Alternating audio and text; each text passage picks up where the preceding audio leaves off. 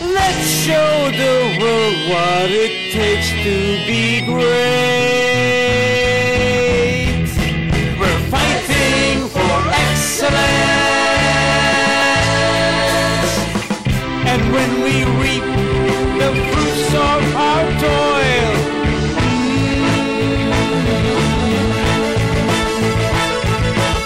we'll share with the world the blessings and the bounty. Whoa, yeah! Fighting for excellence. We're fighting for excellence.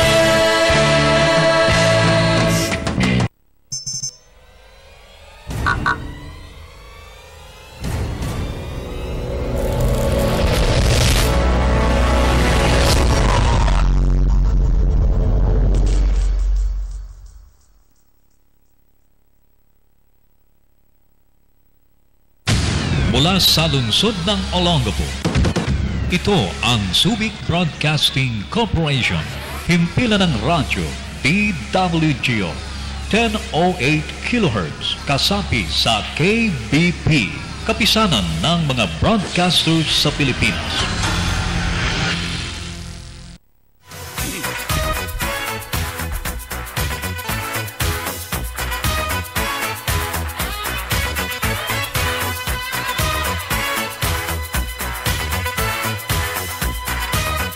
Yes, magandang tanghali po, Olongapo.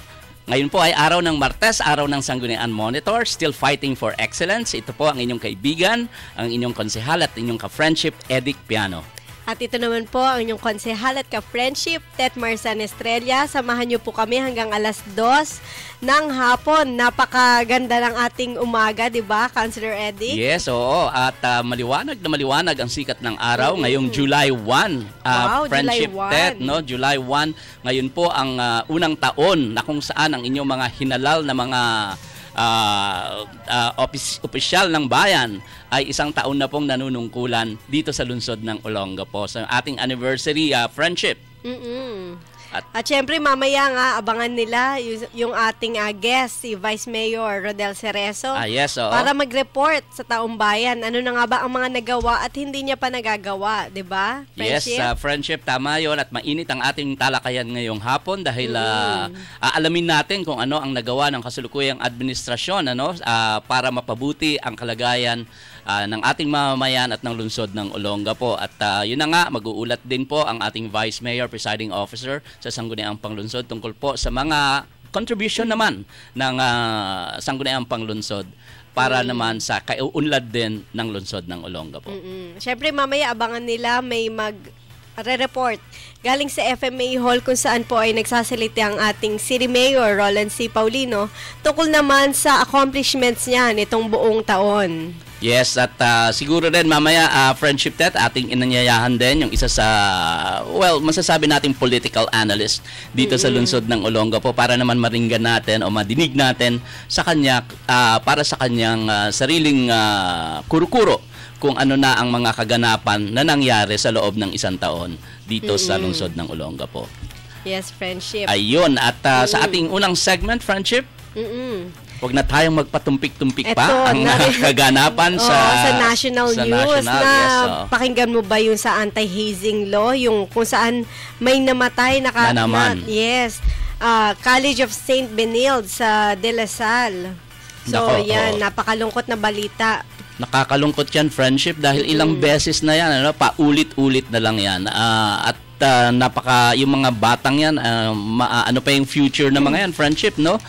Nung mga nakaraan, estudyante ng UP, estudyante ng UST, estudyante ng Ateneo, ang mga nasawi dahil dyan sa mga hazing na yan. So, actually may mga batas na tayo dyan, no? At halos kompleto na ang ating batas dyan, friendship.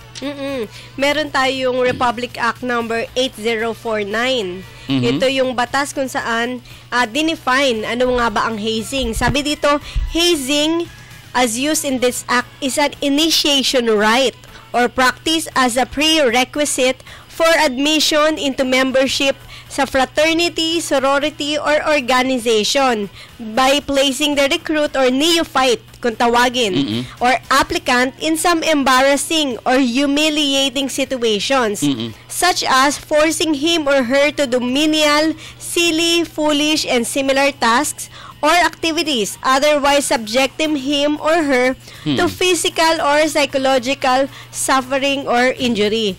Alam mo, friendship tayo, pareho tayong galing sa UP. Sabi nga nila, yung oblation run ay isa daw sa mga initiation rites.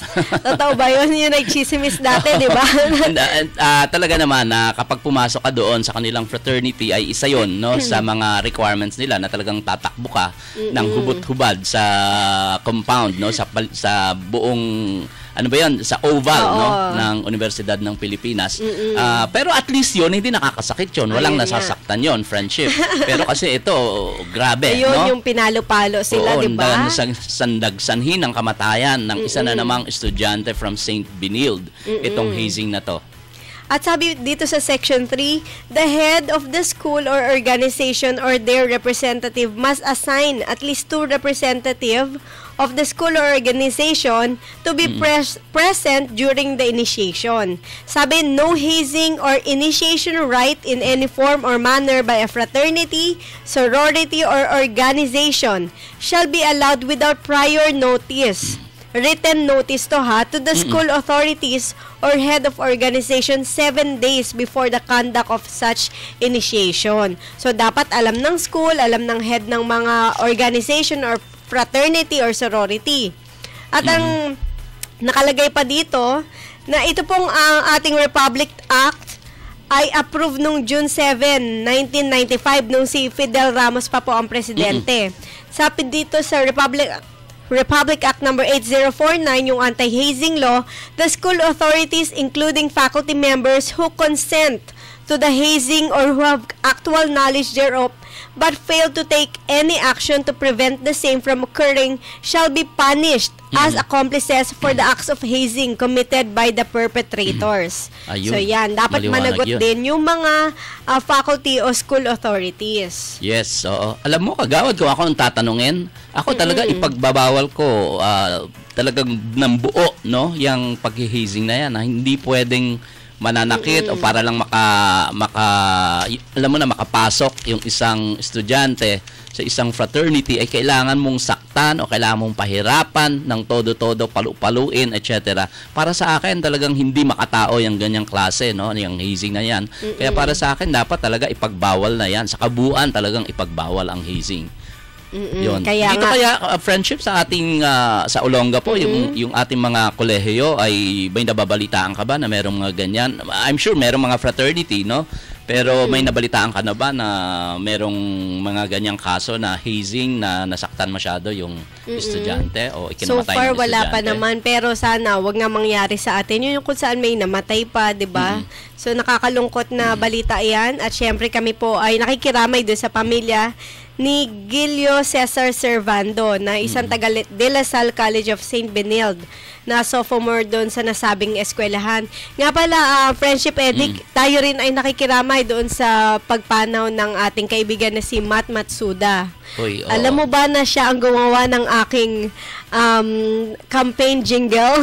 Talaga, oo, si Matt, yun. ang laki nang naitulong sa atin yan. At malaki ang naitulong niyan sa lungsod ng Olongapo. At ang galing niya, ha, siya atay dating nagbabanda, ang dami niyang alam na instrumento, so napakatalentado po. Oo. So, ang Olongapo City Arts and Culture Council ay nakikiramay sa pagyaon ng isang artist ng Olongapo, isang musician po at isang composer, at halos kilala yan ng buong Olongapo. At tumulong yan sa mga komposisyon, no? Yung mga kinakanta ngayon ni Mayor Bong ay malaki ata ang naitulong. Yung mga komposisyon ni Mayor Bong, no? Dahil tatlong CD na ata, no? Ang ating former mayor na si Sir Bong Gordon, at I believe malaki ang naitulong ni Matt Matsuda sa mga composition na yan. Opo. Para sa mga gusto pong mag-text sa inyong mga katanungan o suhestyon, pwede nyo po kaming i-text para sa Smart 0999-888-6509. At sa Globe naman, 0917-421-3446. Pwede nyo po kaming panoorin sa Ustream, http www.ustreamtv/channel/sangguniang -monitor-live at sa email naman po sanggunianmonitor@gmail.com. Tuloy-tuloy lang po yan. sanggunianmonitor@gmail.com. Pwede nyo rin po kaming i-follow sa Twitter. Hanapin nyo lamang po ang Sanggunian TV 22. At yung FB, no? Sa FB po kasi ay bukod sa Sanggunian Monitor, ay meron din kaming Olongapo City Council na it's an open page. So lahat po, no, na gustong makisali sa aming talakayan ay pinapayagan po namin sa Olongapo City Council, no? At yun nga, pati yung mga controversial na mga topic, friendship ay as much as possible ay hindi natin pinuputol o hindi natin sinesensor, no? So lahat po, basta wag lang below the belt, wala lang murahan, no?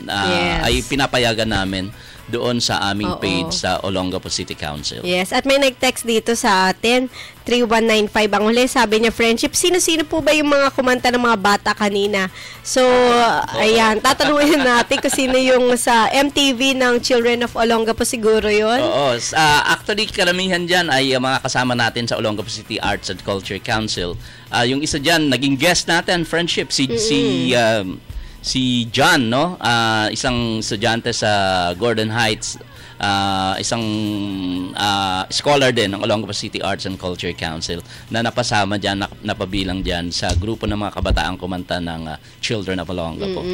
So mamaya pagbalik natin, Friendship Eddie, kay pwede na nating kapanayamin si Miss Menchi ng Subic Broadcasting Corporation. Yes, tungkol doon sa pagsasalita ng ating Mayor, Roland C. Paulino, dun sa FMA Hall. Sa City Hall. So, abangan po natin yan at siguro tatalakayin na rin namin ni Friendship Ted, konti-konti yung ating mga contribution, no? Friendship bilang miyembro ng Sangguniang Panglunsod sa pagpapabuti po ng kalagayan ng ating mga kababayan at ng lungsod ng Olongapo. So, babalik po ang Sanggunian Monitor.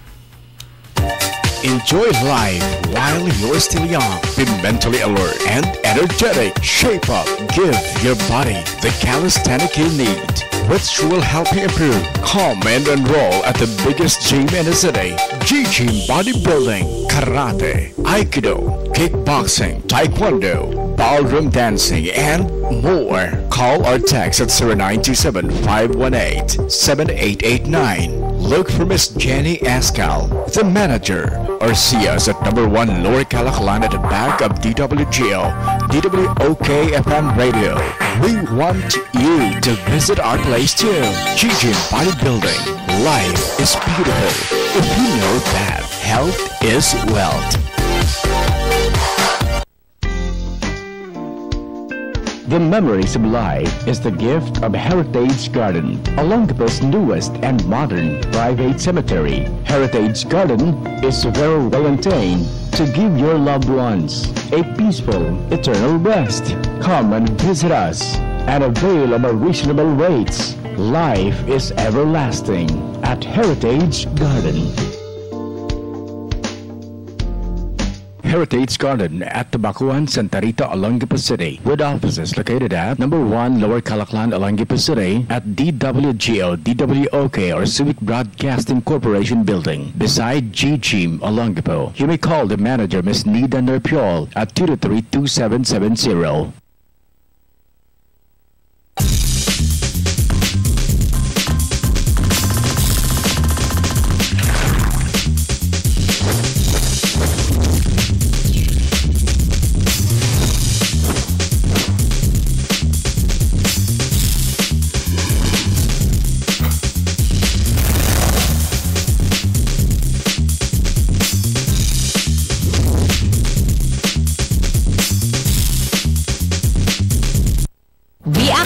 Lady Bed Spacer. And don't you worry about the rainy season because we got it all under control. And for your safety, we got a 24/7 armed security guard with trained guard dogs and CCTV cameras. It is also well lighted at night. Plus, we have a backup generator set just in case the electricity is off, and a strong water system for everyday use.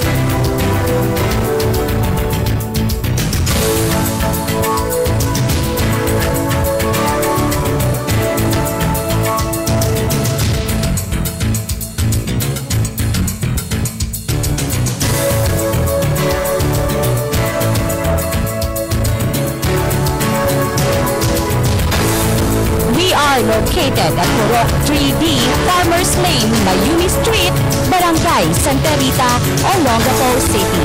Contact this number and look for Miss Libay.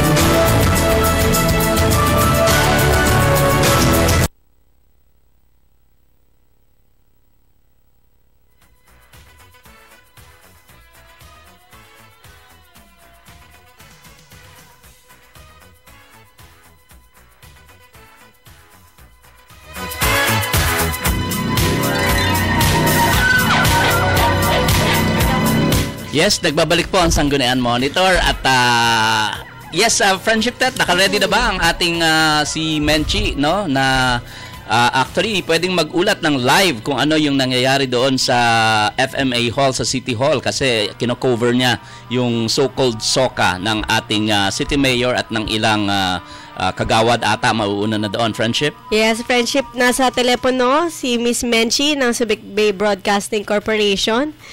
So, hello. Yes, yan. Hello. Yes, Menchi. Magandang tanghali.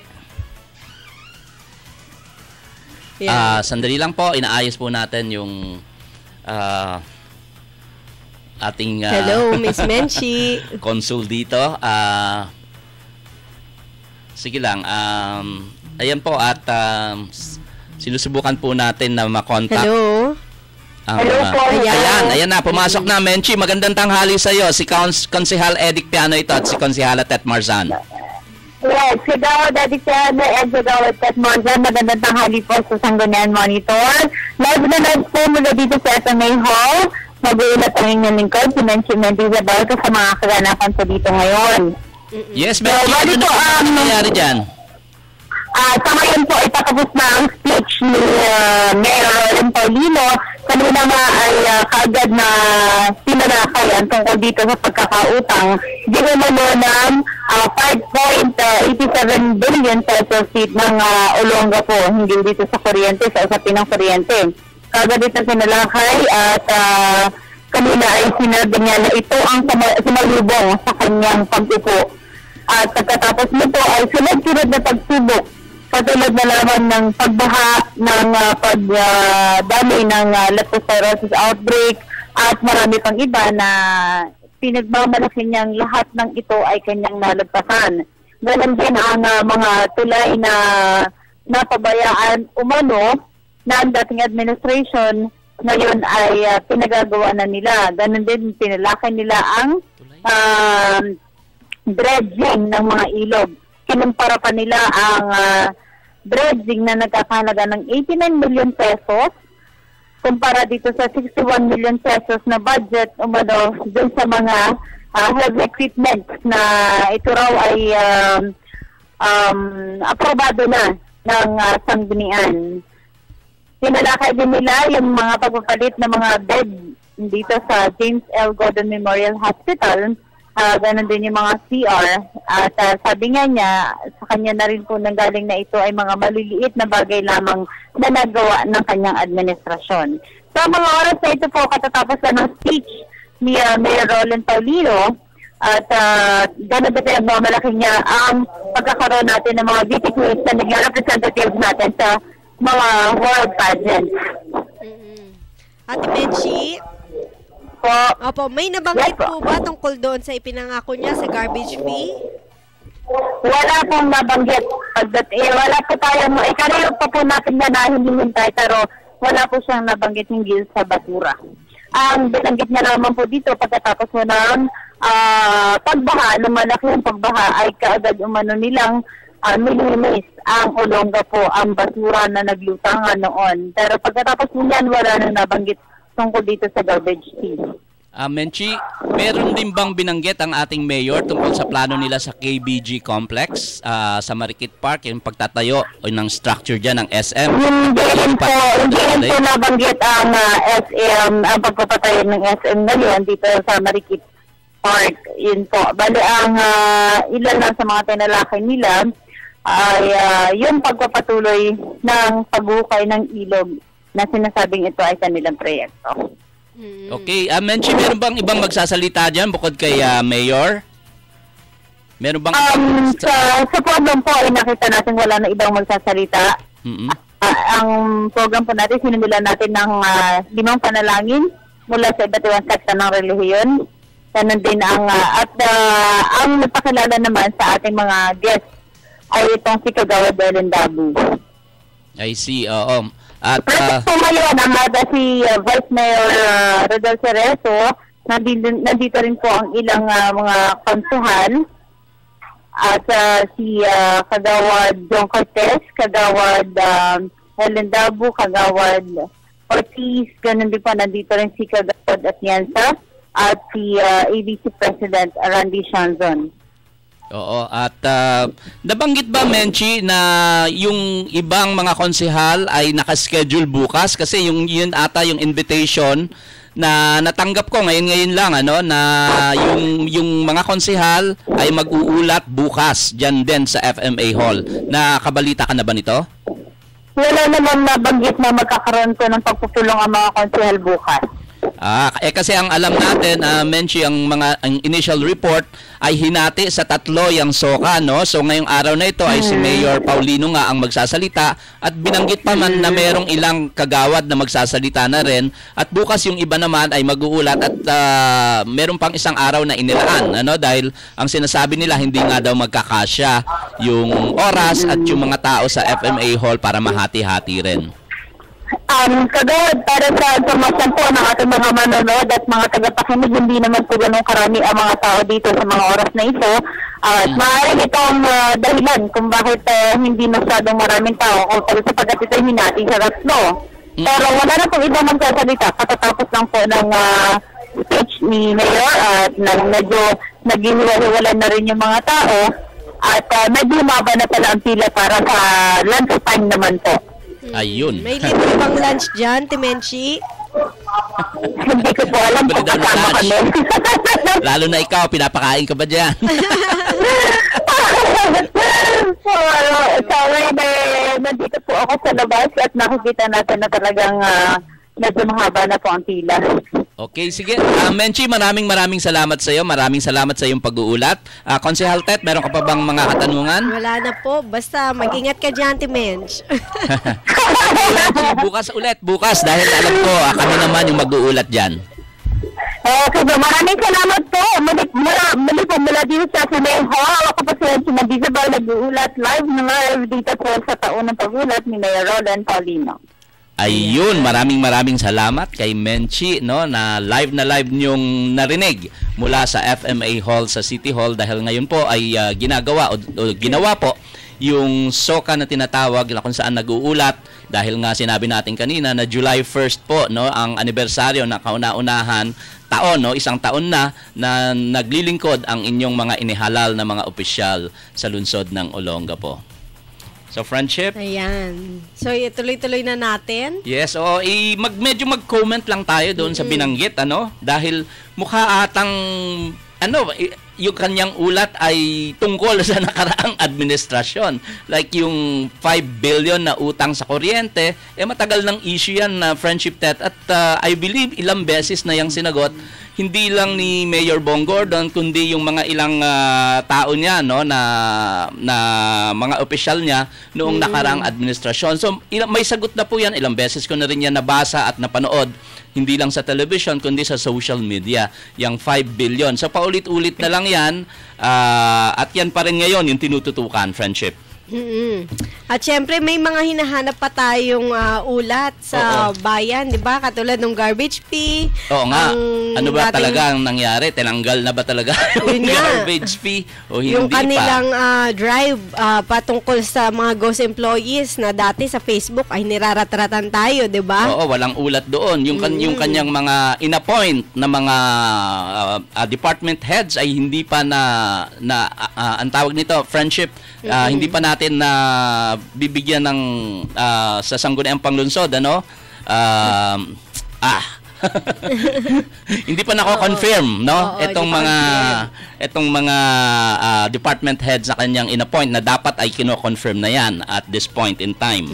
No, pagkatapos yung ulat niya sa leptospirosis, buti na lang sinabi niya na talagang wala siya nung panahon na pagkalaki-laki ng baha dito sa lungsod ng Olongapo.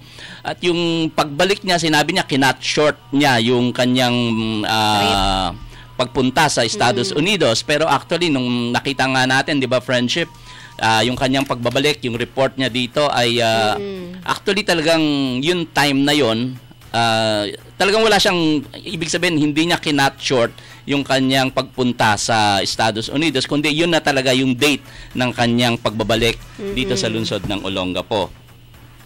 Yung tulay, friendship, meron ka bang mga tulay na naaalala na pinagawa niya nitong nakalipas na isang taon? Tulay? Kasi yun yung nabanggit na may mga pinagawa daw na tulay. Yung dredging. Mga kalsada siguro yung sa Gordon Heights, yun ay sinimulan din naman ng ating administrasyon, di ba, ni Mayor Bong dati. At ipinagpatuloy na lang ng current administration ngayon, di ba? Yes, oo. At yung dredging nga, friendship, ito talaga yung alam ko na si Mayor Bong nung mga huling buwan ng kanyang panunungkulan bilang mayor ay talagang nag-request siya sa ating national government, di ba? Na tulungan tayo sa dredging. Yes, so yung time inabot nga ng election, flood prone tayo. Tama, oo. Kaya nung inabot ng election, hindi na yun natuloy. At nung nakaupo na si Roland Paulino, doon lumabas yung mga requests ni Mayor Bong. Kaya biglang nagkaroon ng maraming dredging operations dito sa lungsod ng Olongapo. At yung sa hospital naman, 'di ba, friendship, sinabi nila libre na sa hospital, etc. Kung ano-ano yung mga pangako na ginawa nila nung nakaraang kampanya.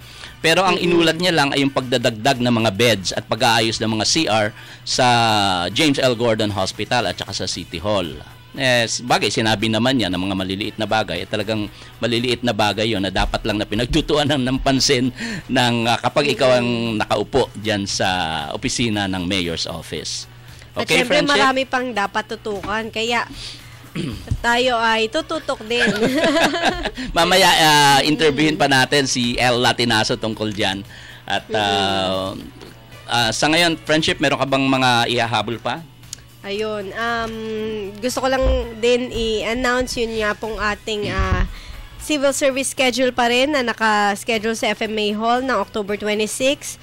Ang occupational therapist po, isa na lang kailangan sa DepEd. Sana ay may mag-apply na daw.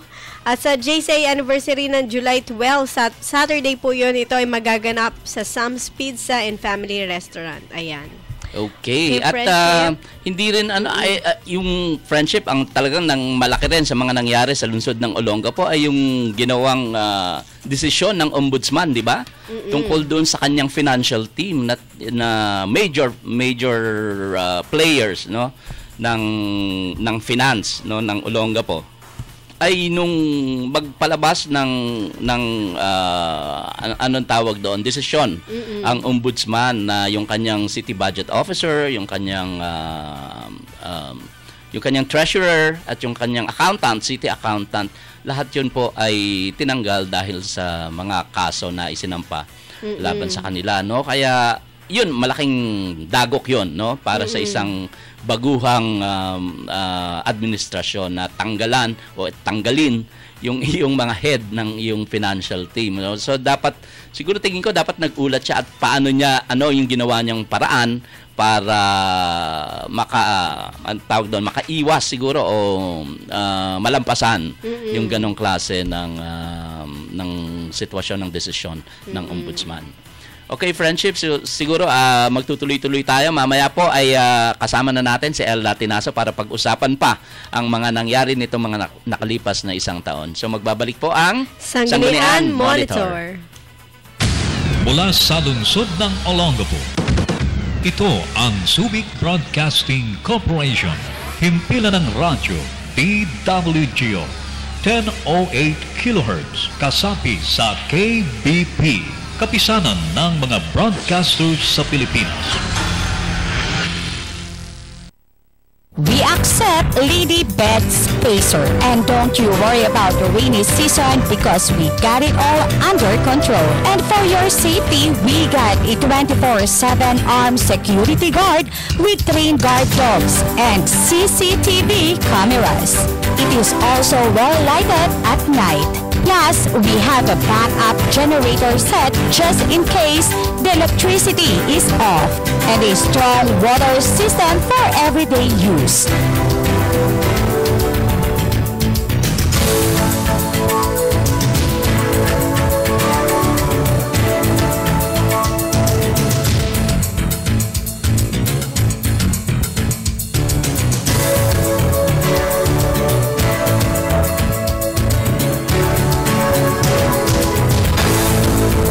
Located at Purok 3D, Farmers Lane, Mayuni Street, Barangay Santa Rita, Olongapo City. Contact this number and look for Miss Libay.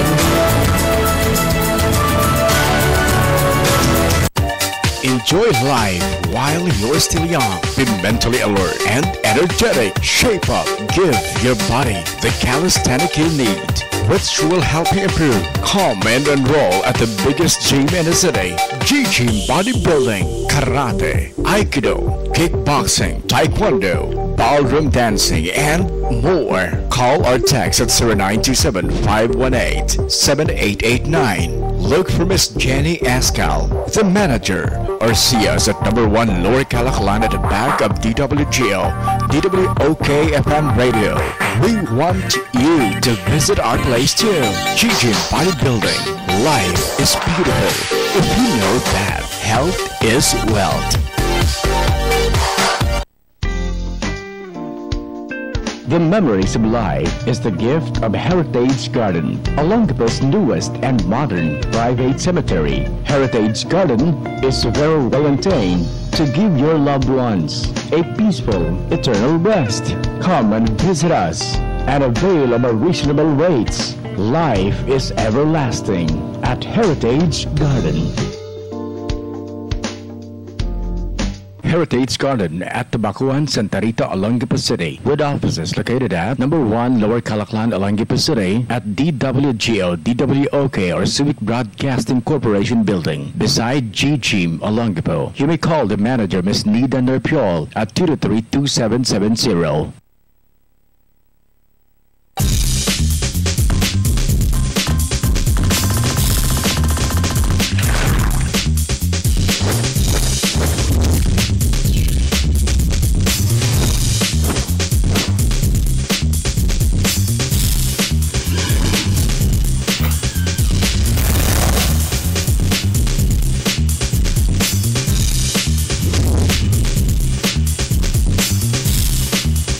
Shopping.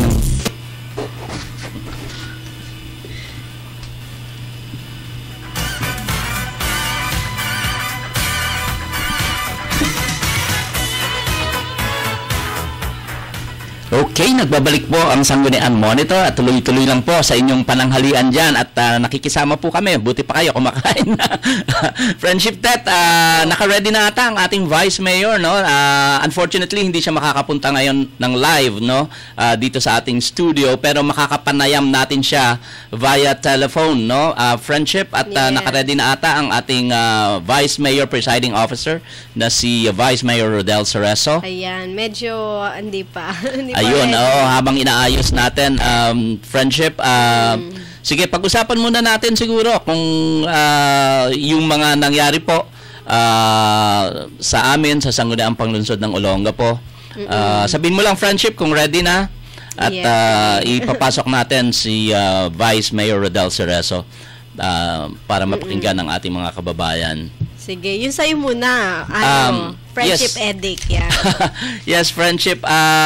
Sa akin naman ay actually yung ulat ko po ay meron po tayong inesponsoran na Sandali lang, ayun. 18 resolutions, no? 18 resolutions at 2 ordinance, no? City ordinance na tayo po ay kasama na nag-sponsor ng ordinance na 'yon. Yun po yung ordinance na sandali lang, friendship. At kailangan ko ng isa pang salamin. Ito po, Ordinance 12, Series of 2013, an ordinance temporarily closing portions of Hanson Street from corner of Magsaysay Drive. Ito, friendship, nung ginawa noong, yung para sa Oktoberfest, no? Na nakaschedule sa September, no, na gagawin. At kami po buong miyembro po ng Sangguniang Panglusod, lahat po ng konsehal kasama ang ABC President ay sumang-ayon po dito sa gagawing pagsasara ng kalye para po sa ating Oktoberfest event na gagawin bandang September po 'yon. Ayun, at yung isang ordinance naman ay yung an ordinance renaming Kentucky Lane as Eranio G. Manalo Street, no? It's unanimous din po yung maging boto dyan ng mga konsehal. Yun nga lang po, kami naman ay pumapayag sa ganyan basta lang talaga na merong basehan, no, yung pagpapalit ng ating mga street. At importante dahil medyo nakilala na nga yan, katulad niyan Kentucky Lane, no, importante na hindi yan din tinatanggal doon sa mga nakalagay na mga pangalan, kung hindi andyan pa rin siya, naka-close in open and close parenthesis lang, no. Halimbawa yung pangalan ng Eranio G. Manalo Street nakalagay doon, pero sa baba ay formerly nakalagay pa rin, formerly Kentucky Lane. So, para hindi nalilito po yung ating mga kababayan. At sa mga resolutions naman, tayo yung author ng pagbibigay ng resolution commending and congratulating Miss Megan Yang yung sa pagkapanalo niya, friendship, sa title na Miss World Philippines, no? At tayo rin kinongratulate din natin at kinomend din yung pagkapanalo naman ni Miss Omari Lynn Osuna for being awarded the 4th Princess in the 2013 Miss World Philippines. At isa pa rin sa ating mga inasponsoran na resolution, a resolution interposing no objection to the application of Globe Telecom Incorporated for the installation and operation of cell site GSM antenna at Barangay Calaklan, Olongapo City. So ito po yung dati dahil tayo po ang chairman ng IT and Telecommunication at marami na po tayong na-sponsoran na mga ganito na nakakatulong ito para mapabilis, maayos, friendship, yung service ng mga cellphone dito sa lungsod ng Olongapo. At isa pa sa mga inisponsoran natin na resolution, a resolution reiterating Olongapo City's objection. Ito, importante ito, friendship. At L, importante, objection to coal-fired power plant as an energy source and urging the national government to consider safer alternative sources of energy. Ayan, of energy project. Ayan na nga, dahil pangatlong resolution na ito na inosponsoran natin at lahat naman tayo ay sumang-ayon dito, friendship, di ba? Na tinututulan natin yung pagtatayo ng fired power plant. Ayan. Nasa ating telepono na ngayon. Ayan, maputo lang kita, friendship Eddie. Yes, no problem, ayan, friendship. Si Vice Mayor Rodel Cerezo, kung saan po hindi kasi siya makapunta ngayon ng live. Okay. Dapat po ay nandito siya. Hello? Vice, hello. Magandang tanghali. Nananghalian ka na ba? Hindi pa. Pareho tayo. Bakit walang pakain sa FMA Hall?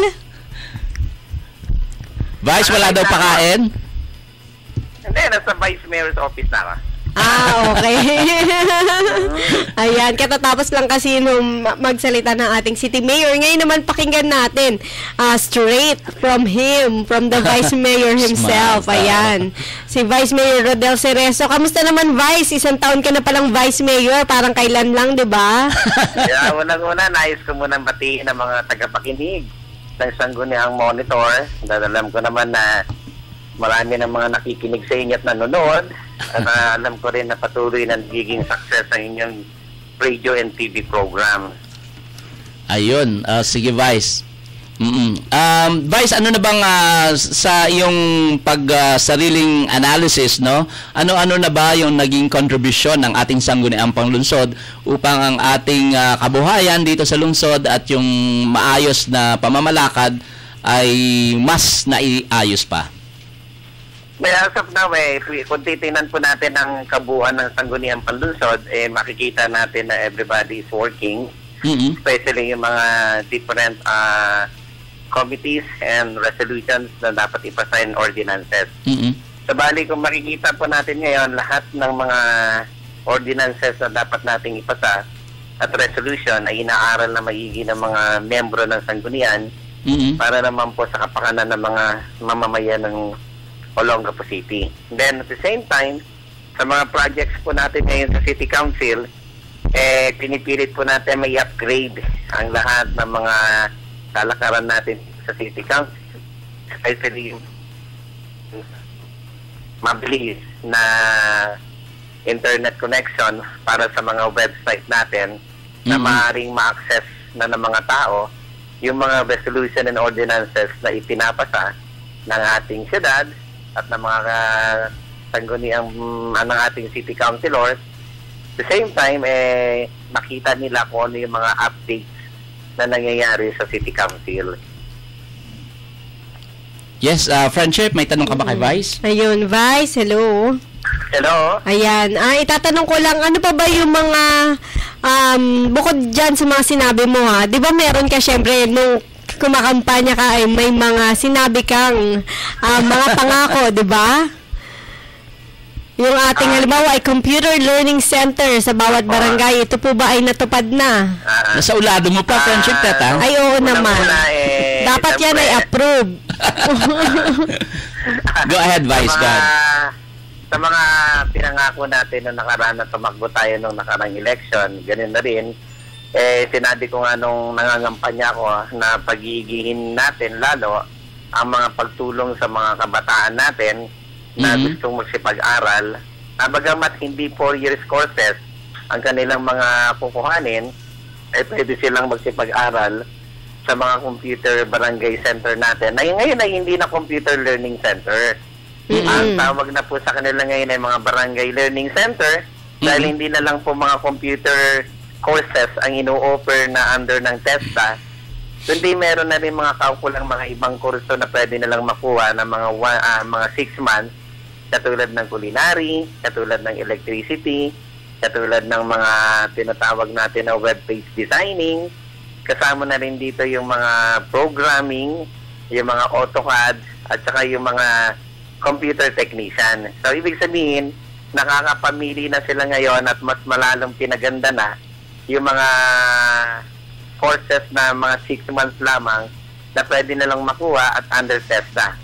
Ang higit na maganda roon, Councilor Seth and Councilor Edic, yes, Vice, ay lahat ng mga pumapasa ngayon sa mga computer learning center natin na gumagraduate ay inuubigan namin na kumuha ng examination sa TESDA para maipasa nila yung kanilang mga kinukuha na NC National Training Courses para sa mga kaukulang certificate nila na pwede nilang magamit kahit sa abroad o sa mga local na mga pwede nilang applyan ng trabaho.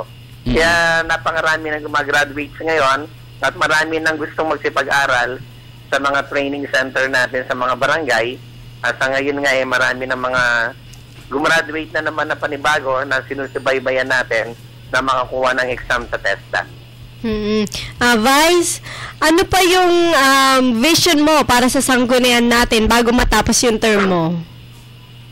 Of course, number 1 na vision natin dito ay maging transparent lahat ng mga records natin sa mga publiko sa pamamagitan ng mga webpage designing, webpage natin. At the same time, ay ma-update natin at ma-upgrade natin yung ating mga dokumento na hindi na nahihirapan sa pag-access ng archiving ng mga gustong mag-request at gustong makita nila mismo sa webpage na lang natin yung ating mga dokumento ay pwede na nilang makita. The same time, lahat ng activities ng ating sanggunian makita na rin nila through webpage natin para ma-access nila yung dapat ma-access yung mga request nila, pwede na nilang i-request through internet. At the same time, pag na-request na nila yun, pupunta na lang sila rito para i-receive. Oo. Ayun, Hello? salamat, Vice. Yes, Vice. Oo. Vice, yung tungkol naman sa ilang halimbawa, kasi legislative ang trabaho ng sanggunian, Vice. Yung bang panukala halimbawa ni Senator Grace Poe, yung tungkol sa FOI Bill, Freedom of Information. Vice, kung ito ay bibigyan nating pansin, sa iyong sariling pananaw, ano ang pananaw mo dito sa kung ang lungsod ay susuportahan itong bill na ito ni Grace Poe? Yeah, sa Freedom of Information kasi, maganda po itong bill na to. Kasi unang-una, makikita po natin yung transparency natin sa mga mamamayan natin sa constituents natin. Okay. At makikita din natin yung boses nila, yung boses po ng mga maliliit na tao at boses ng mga nakakarami kung ano yung mga dapat nilang maibahagi at maiparating para sa mga nanunungkulan sa gobyerno. So, Okay. ibig sabihin yung Freedom of Information na to, makakapaglahad sila ng kanilang damdamin, ng kanilang saloobin at sa kanilang puso kung paano nila ito maihayag. Hindi sila nagkakaroon ng agam-agam para sa pansarili nila. Yes, Vice. So, Vice, ulitin lang natin na ang sangguniang panglungsod ay open po kapag nagsisession, ay pwede pong magpunta doon ang publiko kung gusto nilang mapanood yung session, at kung magtatanong sila ng ilang mga panukala o sa resolution na gusto nilang malaman, ay pwede silang mag-request sa sangguniang panglungsod. Tama ba yon, Vice? Yeah, pwede naman yan kasi as of now, ginagawa naman natin simula nung umupo tayo na everybody's welcome na makapanood ng ating session. At the same time, marinig nila kung ano sa loobin ng bawat isa sa mga konsihal at ang ibinibigay na explanation ng bawat konsihal sa mga ipinapasa nating resolution at ordinances. Tulad nga yan, binibigyan din natin ng pansin. Siyempre, gusto natin madagdagan ng bahagi ng mga mamamayan katulad ng mga NCIP na makaupo na dito sa atin sa sanggunian. Dahil isa yon sa mga magbibigay ng mga informasyon at tulong para sa mga katutubo natin. Kaya nga ini-schedule na natin tomorrow yung ating mga committee hearing para sa NCIP. Okay. Dahil gusto naman natin na sa madaling panahon makaupo na sila at maging kabahagi na sila natin sa ating konseho. Yan, magandang balita yan, Vice, na magkakaroon na ng boses ang ating mga katutubo sa lungsod ng Olongapo, And Vice, yung isa pa, yung 'di ba, balita nga na itataas yung bayarin sa tubig, Yung water tariff increase ng Subic Water. Ito yung isa nating minamadali sana. So ang sangguniang panglungsod ba ay may sariling desisyon dito na tayo ba ay umo-object dito sa pagtataas na ito ng bayarin sa tubig? Papalagay ko naman yung mga ganitong mga usapin, of course, hindi natin gusto na magtaas ng bayarin ang mga utilities natin dahil unang-una mahihirapan ng mga tao natin at the same time constituents natin na makaagapay sa pangabayarin. Lalong-lalo na nagkakaroon tayo ng mga konting problema ngayon sa mga anak buhay ng mga mamamayan natin na talagang may mga hikaws din talaga na hindi kayang bayaran. Kung may mga tariff increase tayo, ito ay sadyang inilalagay ng konseho na mapag-aralan maigi at kung kailangan mag-object, may karapatan naman tayo na mag-object. At the same time, siyempre mag-object tayo ng naayon sa napag-aaralan natin. Kaya nga nasa second reading na natin yung resolution tungkol sa objection. Pero, siyempre may kaukulang mga meeting tayong gagawin at mga committee hearing para makita natin yung parehas na both sides from the constituents and of course from the Subic Water para kung bakit sila mag-i-increase ng tariff nila, marinig din natin. Pero siyempre, sa mga usapin natin ngayon, parang hindi pa takdang oras na mag-increase kagad dahil kailangan pa na maraming kaukulang paliwanag sa mga mamamayan ng Olongapo City. Okay. Yes, Friendship, may tanong pa? Actually, wala na po akong tanong. Pero just a message, of course, to our Vice Mayor na sana nga yung ating webpage ay ma-update na. At syempre, ang tinitingnan naman natin dito, ang vision natin ay pare-pareho na maging professional ang ating legislative institution. Ito nga yung ating sangguniang panlunsod. At maraming salamat, Vice Mayor Rodel Cerezo, para sa yung huling pananalita. Yes, go ahead, Vice. Lubos ako nagpapasalamat sa inyong dalawa at kay Councilor Seth Marsan and Councilor Hedic Piano at binigyan niya ako ng chance na makapagsalita sa inyong TV program, TV and radio program. Na alam ko naman na tinatangkilik na ngayon ng masa at inaabang-abangan na nila Martes at Huwebes ng inyong mga boses.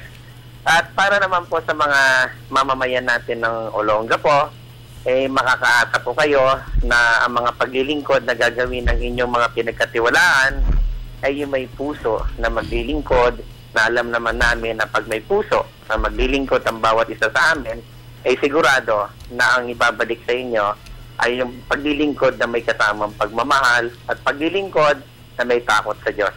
Ayun. So, magandang tanghali sa ating lahat, sa mga mamamayan ng lungsod ng Olongapo. Swak na swak, Vice. Maraming salamat. Approve. Ang atin pong Vice Mayor. Ayan na, may sarili kang sona, ha?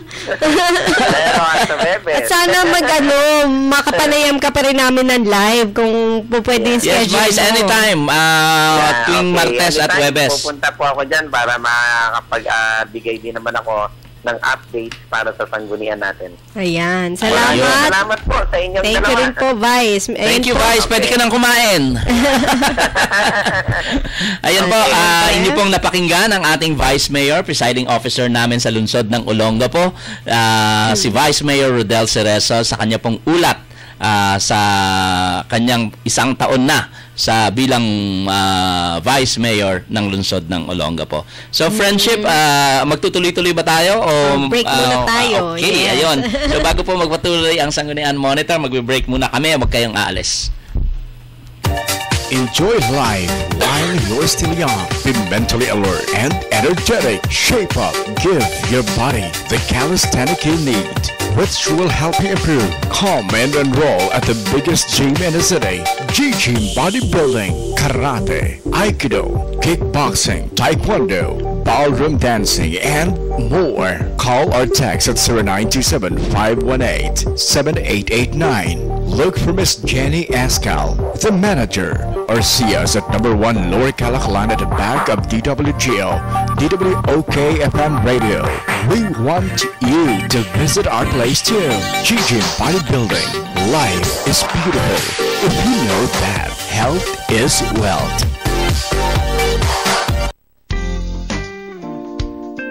The memories of life is the gift of Heritage Garden, Olongapo's newest and modern private cemetery. Heritage Garden is very well maintained to give your loved ones a peaceful, eternal rest. Come and visit us and avail of our reasonable rates. Life is everlasting at Heritage Garden. Heritage Garden at Tabacuan, Santa Rita, Olongapo City, with offices located at number 1 Lower Calaclan, Olongapo City, at DWGO, DWOK, or Civic Broadcasting Corporation Building, beside G-Gym, Olongapo. You may call the manager, Ms. Nida Nerpiol, at 223-2770.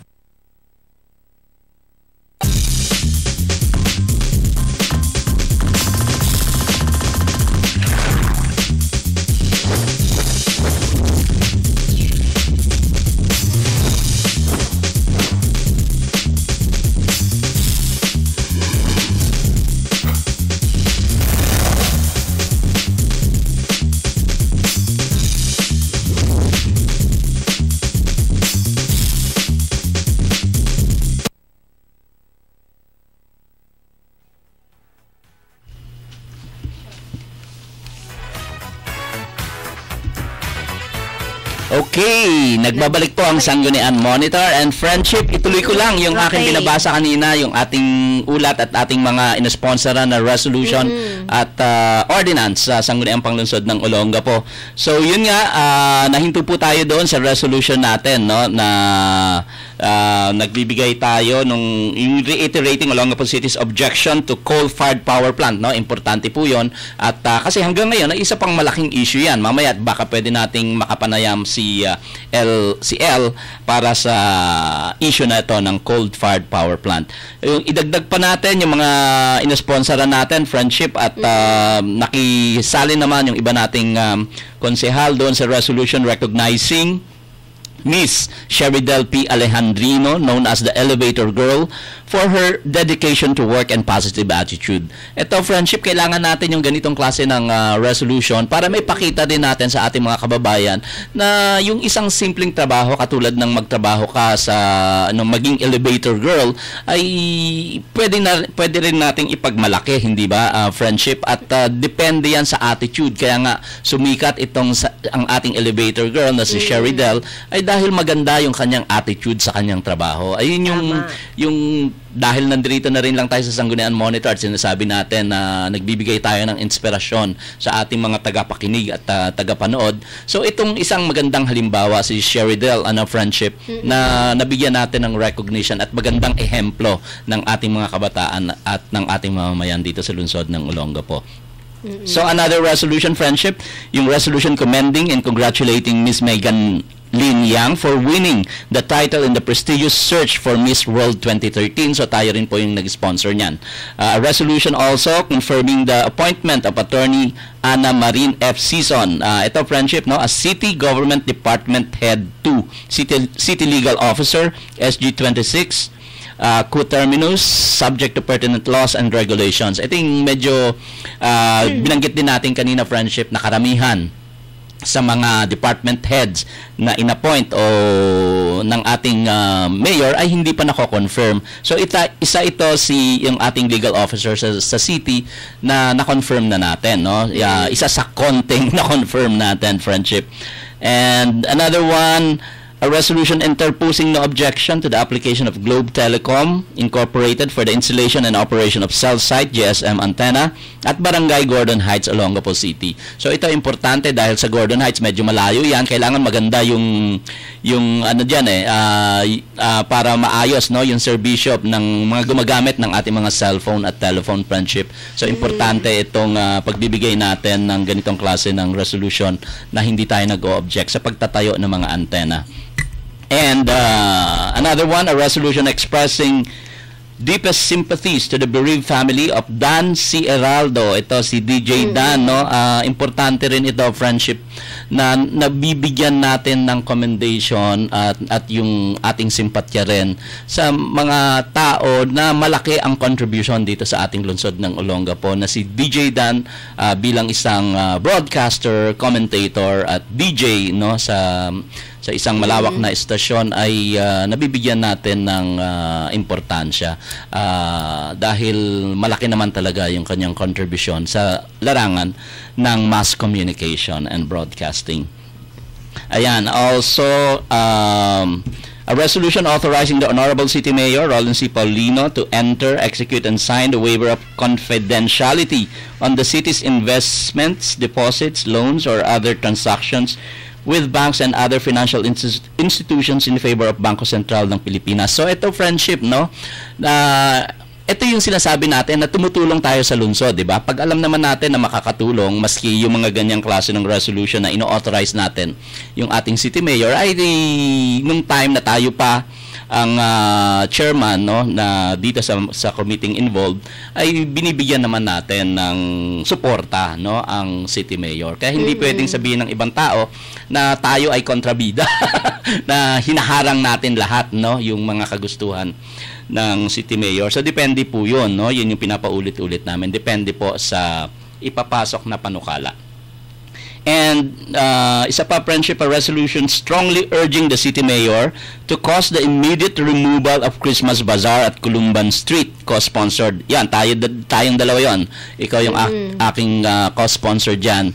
Dun sa, kasi masyado nang nag-extend, remember, friendship, yung night market dyan sa likod ng Columban, kaya talagang in-urge na natin ang city mayor na tama na, sobra na, tanggalin na ang night market. Ayun, well, fortunately, pagkatapos ng ilang araw ng extension ay tinanggal din at last yung night market. At tatlo na lang, friendship, a resolution commending the local Iglesia ni Cristo for its contribution to national and global Iglesia ni Cristo in the successful conduct of worldwide charity walk for the victim of Super Typhoon Yolanda and for breaking the Guinness Book of World Record for the largest charity walk done in 24 hours in multiple venues and biggest charity walk in single venue. So naging unanimous ito, no? Pero tayo yung main sponsor nitong pagbibigay ng komendasyon diyan sa Unity Walk, na tunay na Unity Walk, friendship, kasi yung naalala mo yung nakaraan lang na Unity Walk na ginawa nila. So ito po yung tunay na Unity Walk na ginawa ng ating mga kapatid sa Iglesia ni Cristo na ginawa natin ng resolution. And another one, a resolution expressing deepest sympathies to the bereaved family of Sotero Cajun Domingo and recognizing his invaluable contribution to the local arts and culture.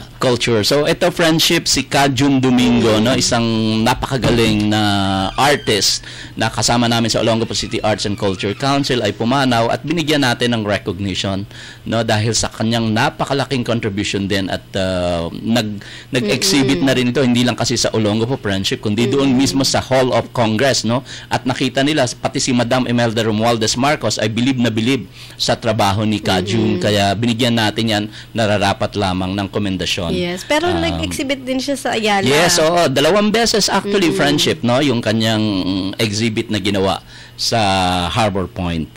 Ayun, at yung isa pa, a resolution commending and congratulating Miss Shine Discocho of Binibining Pilipinas Tourism 2014. At yung panghuli, friendship, a resolution authorizing the City Mayor, Honorable Roland C. Paulino, to enter into, execute, and sign the renewal of the Memorandum of Agreement, MOA, for and on behalf of the James L. Gordon Memorial Hospital with the Department of Health, represented by Assistant Secretary Enrile A. Tayag, for the official designation of James L. Gordon Memorial Hospital as Treatment Hub Project, Living with HIV. So ito, friendship, yung resolution na sa akin ay mahalaga din. Tayo yung tayo yung nag-propose niyan dahil kaibigan natin yung isa sa mga official ng AIDS center sa Manila, no, at tayo ay nilapitan niya at nagpatulong, kaya nilapitan din natin ang chairman ng health na si Dr. Ed Guerrero para yun nga na maging treatment hub ang parang itinuloy lang, dati naman yan, friendship, so parang itinuloy lang at sinaayos lang ulit yung pagiging treatment hub ng James L. Gordon Memorial Hospital. So yun po yung aking mga isangawa o mga naipasang mga resolution at ordinances sa Sangguniang Panglungsod ng Olongapo. Yan, friendship. Ako sa Thursday na ako magre-report at syempre, bago natin kapanayamin ang ating guest, gusto ko lamang pong i-announce na sa July 4 ay magkakaroon ng meeting with the Subic Water, 1 p.m. Yun po ay Friday sa Sangguniang Session Hall.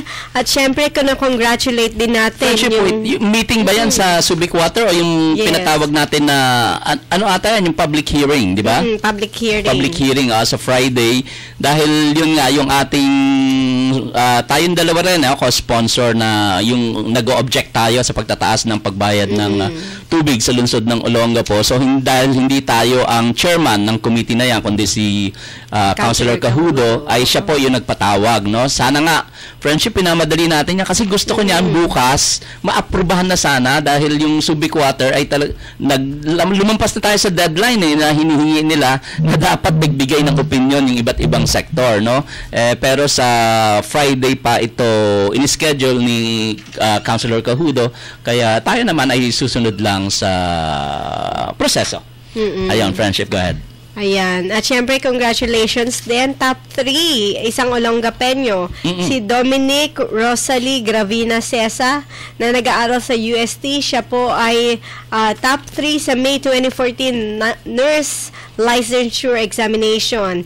The PRC or Professional Regulation Commission announced that 11,225 out of the 29,188 passed the nurse licensure exam at top 3 nga po dyan. Yung apo ni Atty. Cesa na isang, syempre, Olongapeño. Wow, congratulations. Okay, so tuloy-tuloy na tayo sa ating guest. Yes, friendship. Tuloy-tuloy ba tayo? Magbe-break muna tayo. Okay. Yun. Kailangan natin mag-break, sabi ng ating director. So, babalik po ang Sanggunian Monitor.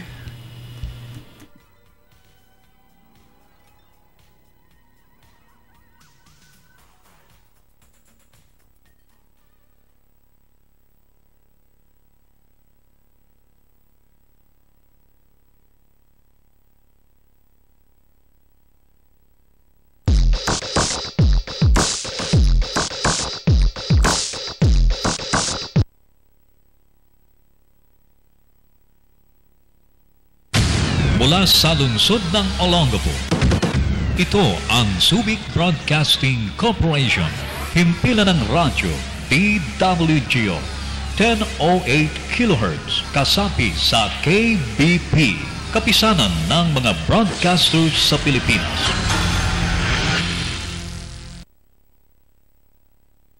We accept Lady Bed Spacer, and don't you worry about the rainy season because we got it all under control. And for your safety, we got a 24/7 armed security guard with trained guard dogs and CCTV cameras. It is also well lighted at night. Plus, we have a backup generator set just in case the electricity is off, and a strong water system for everyday use.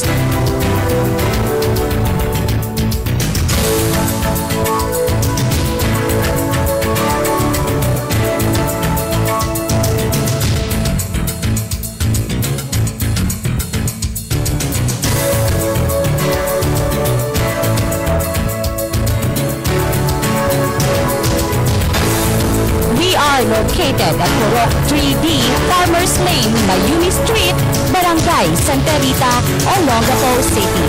Contact this number and look for Miss Liban. Enjoy life while you're still young. Be mentally alert and energetic. Shape up. Give your body the calisthenic you need, which will help you improve. Come and enroll at the biggest gym in the city. G-Gym Bodybuilding, Karate, Aikido, Kickboxing, Taekwondo, Ballroom Dancing, and more. Call or text at 0927-518-7889. Look for Miss Jenny Ascal, the manager, or see us at number 1 Lower Calaclan at the back of DWGO, DWOK FM Radio. We want you to visit our place too. G-Gym Bodybuilding. Life is beautiful if you know that health is wealth. The memories of life is the gift of Heritage Garden, Olongapo's newest and modern private cemetery. Heritage Garden is very well maintained to give your loved ones a peaceful, eternal rest. Come and visit us and avail of our reasonable rates. Life is everlasting at Heritage Garden. Heritage Garden at Tabacuan, Santa Rita, Olongapo City, with offices located at number 1 Lower Calaclan, Olongapo City, at DWGO, DWOK, or Subic Broadcasting Corporation Building, beside G-Gym, Olongapo. You may call the manager, Ms. Nida Nerpiol, at 223-2770.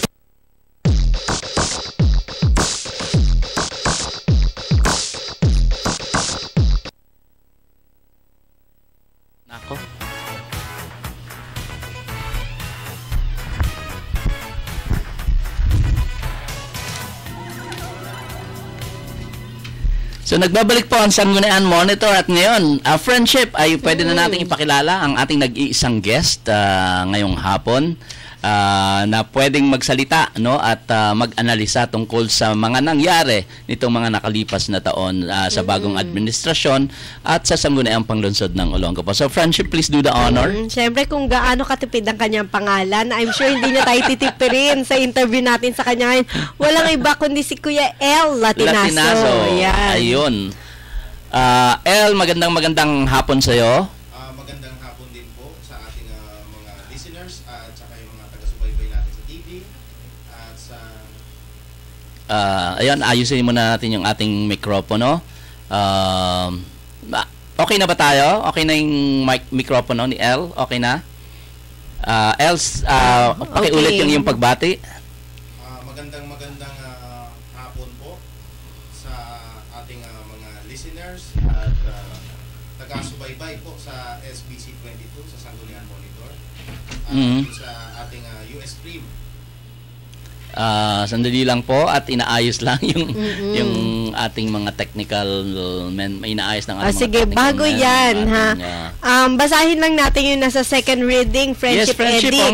Sige, dahil sige, bukas bago ng natin ituloy. ating session, kailangan alam ng ating mga mamamayan na ito po ang nakasulong sa ating second reading. Unang-una, yung draft resolution number 2014R-56, a resolution approving the accreditation of SUPNOC, SUPNOC, SUPNOC Urban Poor Organization. Okay. Ayan po, meron din tayo committee meeting dyan mamayang hapon. Oo. At pangalawa po, bali meron tayong 4 na proposed resolutions. Nasa second reading na yun, friendship? Yes. So, Pangalawa ay ang resolution expressing its support to Senate Bill number 2225, sponsored by Senator Legarda, entitled an act amending Title 1, Chapter 3 of Executive Order number 209, otherwise known as the Family Code of the Philippines. Okay. At pangatlo po, yung resolution authorizing the City Mayor to sign the Memorandum of Agreement for and on behalf of the James L. Gordon Memorial Hospital with the National Kidney and Transplant Institute or NKTI. At pang-apat po, ito nga yung ating isinusulong na draft resolution opposing the proposed water rate increase of the Subic Water and Sewerage Company Incorporated and strongly urging its management to heed the public outcry against its implementation. Ayun, at nilagay na pala sa second reading yan, friendship. Salamat naman. Kasi gusto ko talagang medyo madaliin yan dahil yung nabanggit ko nga kanina, yung Subic Water, nag-lapse na yung deadline na binibigay nila sa mga concerned sectors na gumawa ng ulat kung na sumusuporta o hindi sumusuporta doon sa balakin nila na pagtataas ng 19.5 no water tariff increase. Yun po. Pero nag-text nga si Councilor BJ Cahudo, nasa July 4, 1 p.m. ay magkakaroon ng public hearing. So everybody's welcome, lalo na po doon sa mga ayaw magtaas ng presyo ng Subic Water, pumunta lamang po kayo sa ating Sangguniang Session Hall. 1 p.m. po yan, this coming July 4, Friday po yan. Yes, sana marami magpunta, friendship. Dahil tayo naman, maski hindi natin tanungin, siyempre, no, lahat ng tao, lahat ng tiga-Olongapo po ay ayaw sa water increase. Ayun, lalo pa ngayon, nagtataas lahat nga ng mga bilihin, pati yung bawang, pagkamahal-mahal. Pagkatapos tataasan mo pa yung bayad sa tubig. Kaya napapanahon nga ba na magtaas sila ng ng presyo ng Subic Water? And then pangalawa, kung justifiable ba naman yung pagtaas nila? Yung serbisyo ba ay gumanda? So, kailangan itakal natin yan sa Friday. Yun yung aalamin natin, friendship, sa committee hearing na pinatawag ni Konsehal. Yes, at syempre kanina pa nag-aantay yung ating guest. Balik tayo, El. Again, Mr. El Latinazo ng Akbayan. Bumati ka ulit, El, para marinig na nila. Magandang hapon. Ayan. Councilor Ted, Councilor Edith, maraming salamat po sa muling pagtitipid. Welcome, El. Sa ating mga listeners po sa DWGO, sa ating mga tagasunod at tagasubaybay sa TV, SBC 22. At syempre po, marami na rin po tayong taga-subaybay sa US Stream. Yes. At parati nating ina-upload to L. Kung minsan nga, walang edit-edit. Sige, upload tayo para lang makita ng mga tao at mapakinggan talaga yung mga nangyayari dito sa lungsod ng Olongapo. So El, yung ating topic ngayon ay dahil nga July 1st, 2014 na, so yung ating mga elected officials ay nakakaisang taon na sa pag-upo sa kanilang mga tungkulin, ang ating city mayor, ang ating vice mayor, at kaming mga elected councilors, no? So paano mo ito tinitignan, El, ngayon na isang taon na? Ano yung malawakang pagtingin dito? Siyempre po, ang inaasahan ng taong bayan taon-taon kapag halimbawa sa ating presidente ng Pilipinas. So taon-taon nagkakaroon siya ng SONA. So dito yung pagkakataon na may report ng ating local ng ating chief executive ng ating bansa. Kung ano ba yung kanyang mga na-accomplish nitong taon na to. Right. And then after that, syempre binabanggit din ng ating presidente kung ano ba yung ano pa ba yung hindi niya nagagawa at dapat niyang gawin hanggang matapos yung kanyang termino. Yes. So ito yung hinihintay ng tao, ang plano. Ayon sa kanina, sa report kanina ni Menchi, ni Ate Menchi, quote ko na lang yun parang ang lumalabas sinabi lang yung mga achievements na nangyari. Madaming mga bagay o madaming mga issues na dapat na solusyonan ng isang local government unit. Una, matagal ko na itong tinatanong din kahit sa mga FB groups. Ano ba yung plano ng ating administrasyon pagtungkol sa paano ba ma-address yung suliranin ng mga marginalized sectors, lalo na yung nasa urban poor? Kasi hanggang ngayon hindi yata nababawasan halos parang dumadami pa yung nagiging kabilang doon sa sektor ng mahihirap. Yes. So dapat ito yung mga tinututukan ng local government unit. Una. Pangalawa, pagdating sa business sector. So madami tayong mga small and medium enterprises dito. Wala na naman akong narinig ngayon sa susunod para sa susunod na 2 taon. Ano bang plano? Paano natin magkakaroon ng stimulus plan? Ano bang tulong ang pwedeng maibigay ng lokal na pamahalaan? Hindi na naman po natin narinig to kasi ang kasunod na issue nun is employment. Kasi kung may stimulus plan ka sa mga local businesses, kasunod nun is employment. So, dun sa 3 sektor na yun yung dapat na tinututukan din ng ating lokal na pamahalaan, which is, sad to say, hindi na naman ito walang nabanggit. So bulag na naman tayo. Hindi na naman natin alam kung ano yung direksyon na tatahakin ng ating lokal na pamahalaan. So ito bilang miyembro ng Akbayan Party List na sumususog doon sa lalo na dito sa 3 mahalagang sektor na ito. Ito yung problema natin na dapat natututukan din ng LGU. Na hindi ko na naman narinig. Ayun nga, El. So, isang taon, no? Actually, maski yung plano lang sana marinig natin, di ba? Alam naman natin na medyo mahirap like yung kahirapan, paano matutugunan, alam natin medyo mahirap yan. Pero, mayroon lang sana tayong narinig na detalyeng plano kung ano yung gagawin, no? Para yung ating mga kababayan dito sa lungsod ng Olongapo, alam mo, marami sila, El, na halos yung iba dyan hindi kumakain ng 3 beses isang araw, di ba?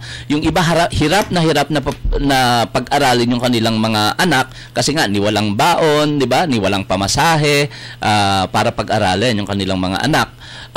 Yung iba yung sa hospital, El, kasi lalo na ito yung medyo narinig ko nung nangangampanya sila, no? Total, sila naman na yung nasa pwesto. Ano talaga yung plano nila dyan sa hospital para itong mga kawawang mamamayan natin na hindi nakaka-afford, di ba? Nagpupunta sa hospital, ang mahal ng binabayad sa gamot, ang mahal ng binabayad sa doktor, talagang wala silang pera. So, ano yung gagawin? So, hayaan na lang na tumiwangwang at mamatay, no? O yung iba talagang hindi na nagpupunta sa hospital pag ganyan na wala naman talaga silang nakikitang konkretong tulong ng city government para sa kanila. So itong mga bagay na ito mas detalye pero hindi natin napakinggan kung ano ang plano ng ating kasulukuyang administrasyon para sa mga basic needs na to ng ating mga mamamayan. Actually po, yun po yung hinihintay na mas nakararami. Kasi katulad halimbawa po, ang national government meron ng move na magkaroon ng PhilHealth cards yung ating mga nasa marginalized sector. Hindi natin narinig kung ito ba ay na-implement na dito sa sa ating lungsod. Nakatanggap na ba ng PhilHealth cards yung mga nasa marginalized sector? So dapat malaman natin 'yun.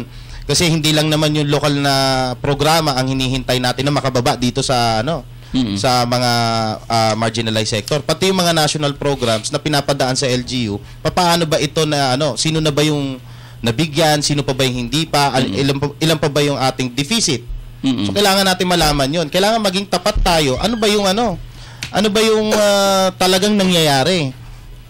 Ayun, tama yun, El, no? At yun nga, ang sa akin naman, baka sabihin ng mga ni Mayor mismo at yung kanyang mga kapanalig na meron namang mga departamento na pwedeng tumingin at mag-focus diyan, katulad ng ating local DSWD, yung ating health department, no, yung population department natin, at etc.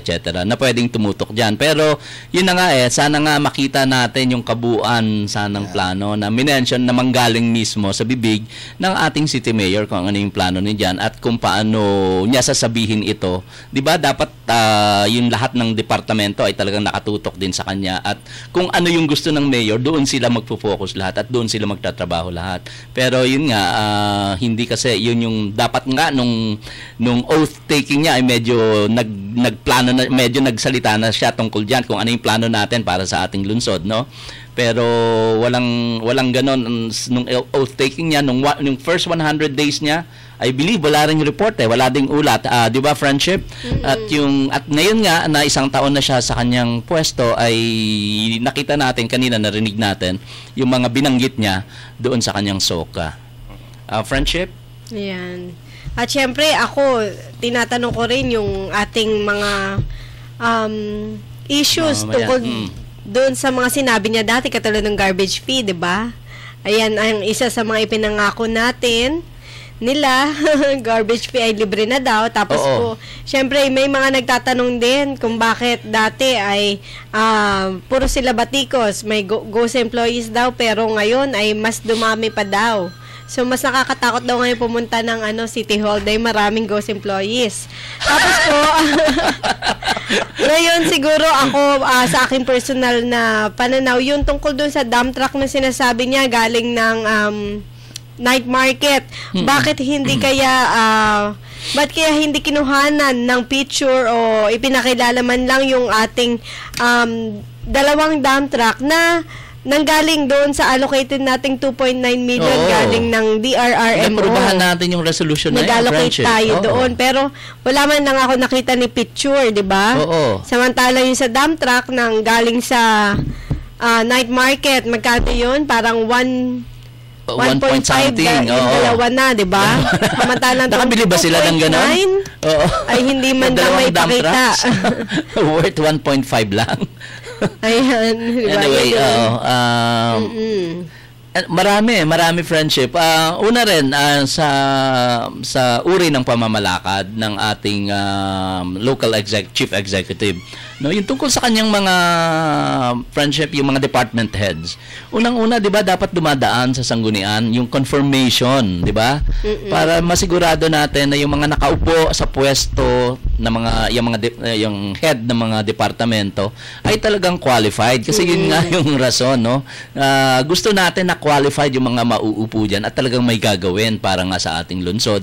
Pero ang nangyari up to now, isang taon na, karamihan doon sa mga nandiyan sa pwesto ay hindi pa nako-confirm. Friendship, sino lang ba yung na-confirm natin bukod sa kanina yung na-mention ko? Ang problema mo dyan, Friendship, hindi talaga tayo magko-confirm kasi walang bakanting position for them. Kaya hanggang ngayon ay OIC pa rin sila. Dahil may mga nakapwesto pa rin dyan, inilipat lang na ibang opisina. Kaya hindi tayo pwedeng mag-confirm sa kanila. Pero ito bang mga OIC na to ay hindi ba dapat dadaan din man lang sa sanggunian panglungsod, Friendship? Para sa mga consultant, sila ay dapat dumaan. 'Di ba? Yan yung sinisigaw dati ng ating Mayor Roland Paulino, na dapat yung mga consultant ay dumadaan sa sanggunian. Pero ang tanong ko diyan, anyari, 'di ba? Anyari. Parang formalidad, Friendship, may bago siyang mga, 'di ba? May mga bago siyang in-appoint. Ipakilala niya man lang sa ating vice mayor, sa ating mga konsehal, no? Yung formal na pagpapakilala, ibig sabihin pumunta man lang sa sanggunian panglungsod, no, para anong malay mo dahil sa magandang pag-uusap at camaraderie ay ma-confirm natin sila. Pero kasi wala nang ganun wala man lang pagtatangka na harapin o pumunta sa Sangguniang Panglungsod, no, para i-open yung kanilang qualifications. Yun lang. Oo. So, magbe-break muna tayo maya-maya. May makakasama si El na sige, tuloy-tuloy lang. Friendship pala, no? So, pwede siguro nating anyayahan yung isa pa nating kaibigan na pwedeng magsalita tungkol sa mga nangyayari o sa isang taon na, no? Sa mag-analyze sa isang taon ng local administration ng kasalukuyang gobyerno natin. Ladies and gentlemen, please welcome ang ating pong kaibigan na si Mark Figueras. Hi Mark, magandang hapon sa'yo.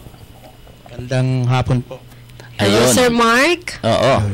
Ayan, si Sir Mark Figueras, ang kumakatawan sa Akbayan party list. Oo, Yes. isang malaking party list sa Pilipinas at sila ang kumakatawan dito sa lungsod ng Olongapo.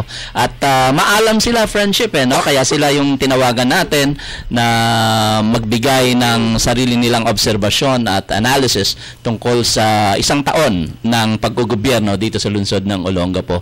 Dahil yung kanilang party list ay yan naman talaga yung tinututukan at mapalad tayo na meron yung dalawang representative nga nila na si Mark at si El ay nandito ngayong hapon sa ating programa sa Sangguniang Monitor. So, Mark, ano bang masasabi mo tungkol dito sa isang taon na ang ating kasalukuyang pamahalaan? Medyo naka-move on ba? Nagawa ba ang dapat na magawa?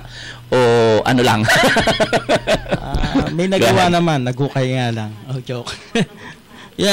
Actually po, sa ngayon, yung isang taon, siguro kung nakikinig man yung present na administrasyon, hindi naman po kami bumabatikos, pero siyempre, nung nakaraang eleksyon, yung ginamit para biglang lumakas yung kampanya nila dahil maraming pinangako.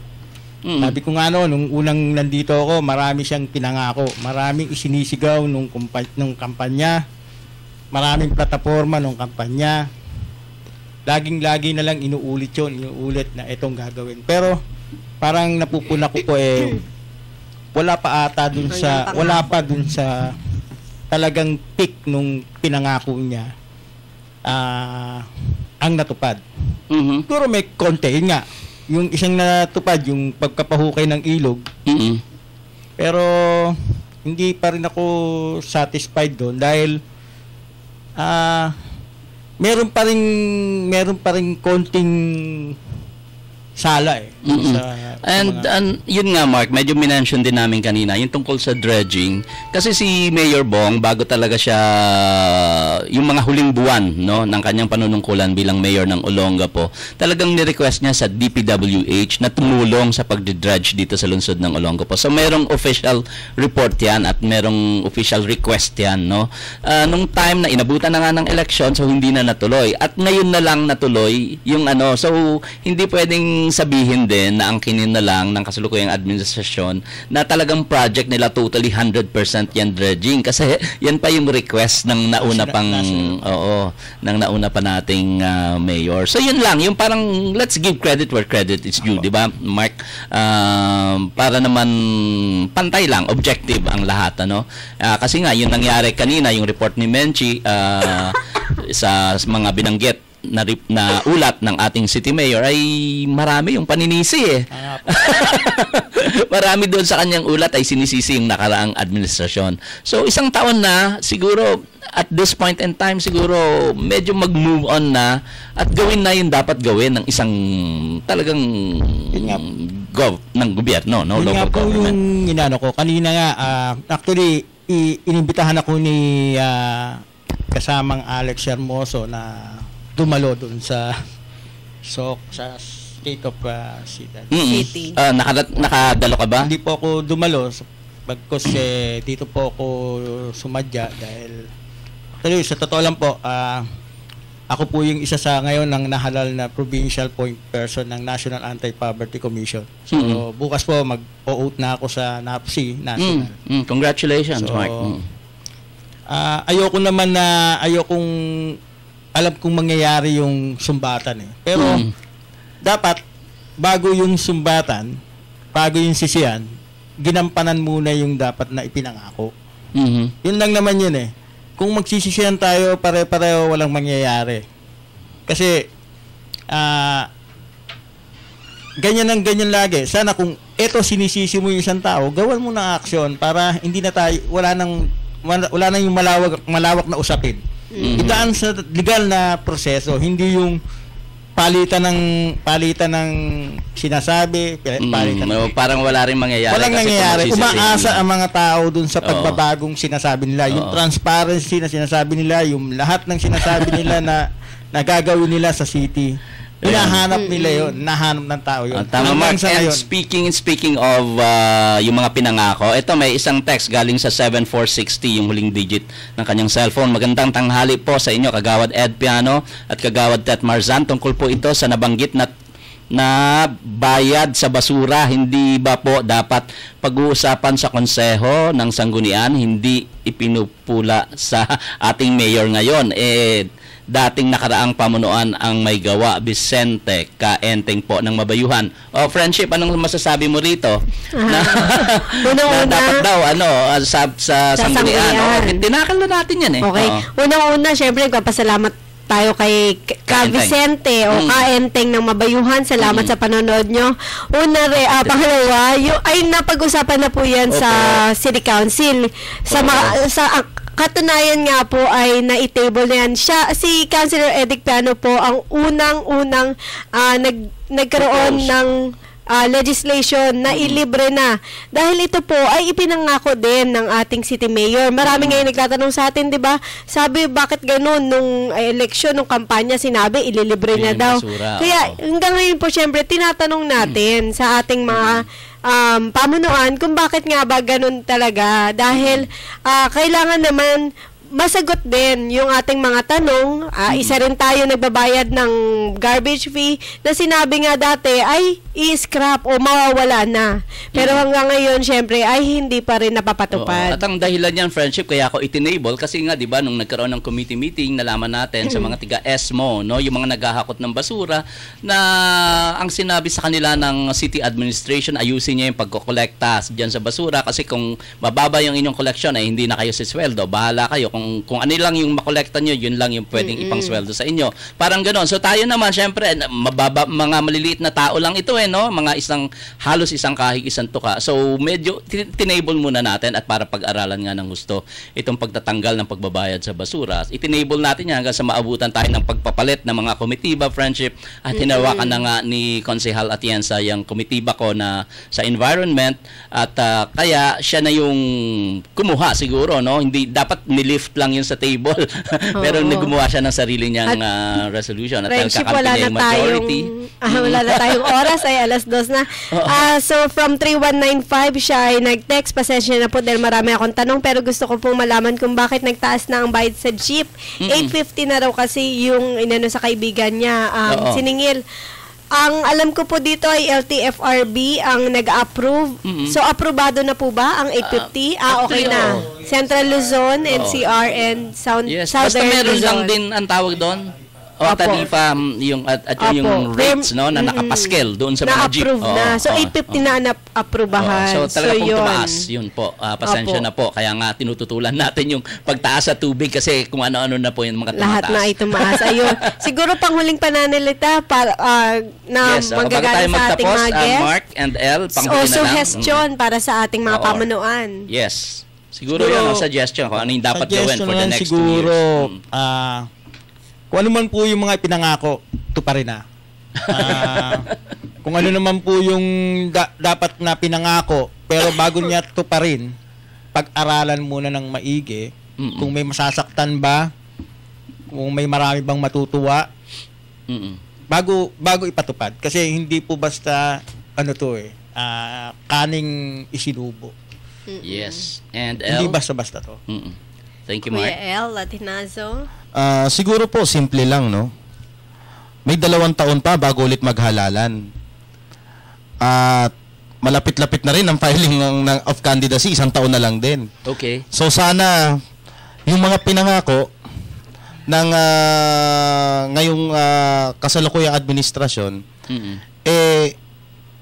gawin na. At saka yung mga issues na hanggang ngayon hinahabol pa rin yung nakaraang administrasyon. Siguro ang maisasuggest lang natin diyan kung talagang may dapat na ikaso, kasuhan para hindi naguguluhan din yung taong bayan kung sino ba ang nagsasabi ng totoo at sino yung nagsasabi ng mali. Tama, parang hindi sisihan na lang, ano? Kasi ganun ang nangyayari ngayon. Grabe ang mga issues sa Facebook, sa social media. Talaga naman. Kaya kung hindi dadaan yan sa legal na proseso, ay tingin ko medyo magugulo ang ating lungsod. So, ayan po. Maraming salamat, Mark and Elle, sa inyong mga sariling kuro-kuro at opinion tungkol dito sa nakaraang isang taon ng administrasyon ng ating mayor at ng mga tiga-sangguniang panglungsod and friendship. Meron ka pang panghuling salita rin. Ayun, no? Bago tayo tuloy magpaalam. Oo, binabati ko lang syempre yung mga nakikinig sa akin, sa lahat ng mga nag-text. Pasensya na po kayo, hindi namin lahat mababasa. Siguro next week po. At syempre, maraming salamat kay Sir William ng Capstone Institute of Business and Arts. Syempre si Mama Beth, si Richard, si Ate Beauty, at ang ongoing pa rin yung SM, Little Stars, na kanilang search para doon sa mga bulilit natin. At pasalamatan din natin yung Kayani Philippines friendship, tuloy-tuloy yung ating wellness advocacy, at binabati ko rin yung aking nanay na parating tuwinang nanonood at nakikinig dyan, yung mga taga-Bigonya, taga Santa Rita, yung mga taga-Sanggunian, yung mga taga-Palengke friendship. Ang dami nating issues ngayon sa Palengke.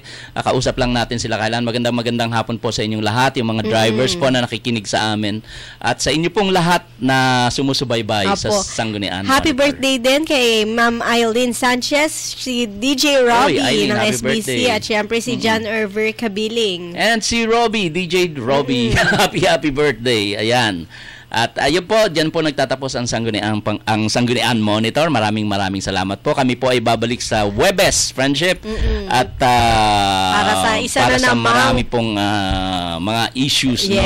At inspirasyon din. Mag-i-inspire tayo. So, yun po. Maraming salamat. Ito po ang Sanggunian Monitor.